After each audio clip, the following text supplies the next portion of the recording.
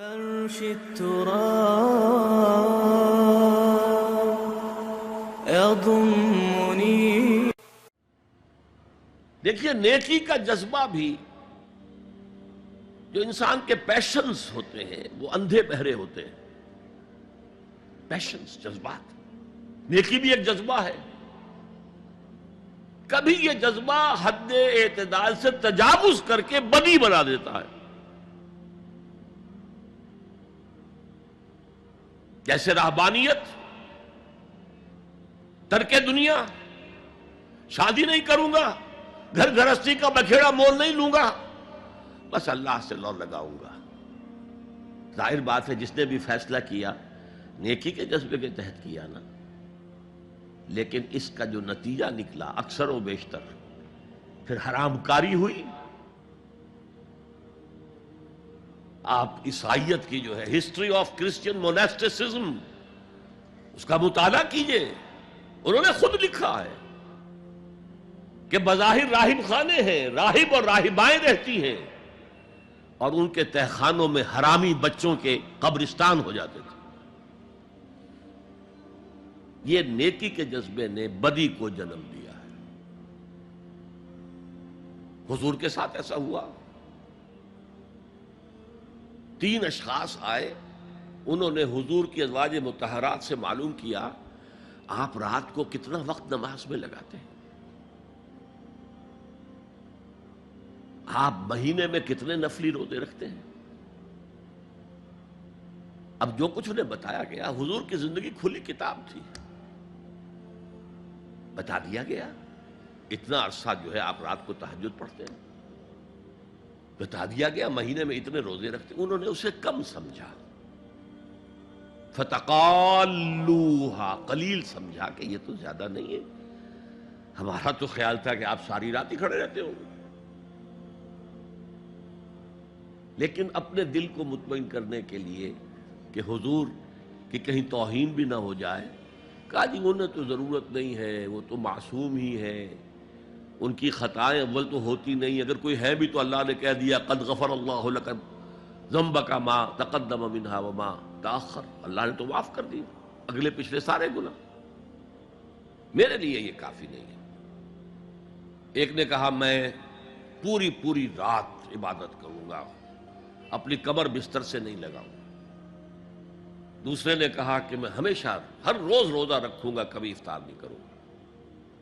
تیسرے نے کہا میں کوئی شادی بیاہ نہیں کروں گا، یہ کھکیڑ میں نہیں پڑھوں گا میں. حضور کو خبر ہو گئی، آپ نے طلب فرمایا اور غصے کے انداز میں وہ الفاظ کہے کہ جو حضور سے بالکل متوقع نہیں ہے. واللہ انی لاتقاکم واخشاکم، خدا کی قسم میں تم سب سے زیادہ متقی ہوں اور سب سے زیادہ اللہ سے ڈرنے والا ہوں. لیکن میرا طریق یہ ہے کہ میں رات کو سوتا بھی ہوں اور نماز بھی پڑھتا ہوں، میں روزہ رکھتا بھی ہوں، ناغہ بھی کرتا ہوں، میں نے شادیاں کی ہیں، متعدد ازواج میرے گھروں میں ہیں. فمن رغب عن سنتی فلیس منی، جو بھی میری سنت سے ہٹا وہ مجھ میں سے نہیں ہے، میرا امت ہی نہیں ہے. تو نیکی کا جذبہ بھی حد اعتدال سے تجاوز کر کے بدی کو جنم دے سکتا ہے. ایک صحابی، نوجوان صحابہ میں سے عبداللہ ابن عمرو ابن العاص، عجیب یہ بات ہے کہ باپ جو ہے بہت بڑا سیاستدان، بہت بڑا جری سپہ سالار، بہت بڑا حکمران، حضرت عمرو بن العاص، بیٹا نہایت زاہد و عابد، مرتاس، زاہد مرتاس، ساری رات کھڑے ہیں، بستر سے کمر ہی نہیں لگائی، ہر روز روزے سے ہیں. یہ خبر دی گئی حضور کو تو آپ نے طلب فرمایا یا عبداللہ اولم اخبر انک تقوم اللیل وتصوم النہار، اے عبداللہ مجھے یہ خبر نہیں دی گئی ہے، یعنی یہ بات جو ہے صحیح ہے کہ نہیں کہ تم ساری رات عبادت کرتے ہو، ہر روز روزہ رکھتے ہو؟ کیا کہہ سکتے تھے؟ بلا یا رسول اللہ، حضور ایسا تو ہے.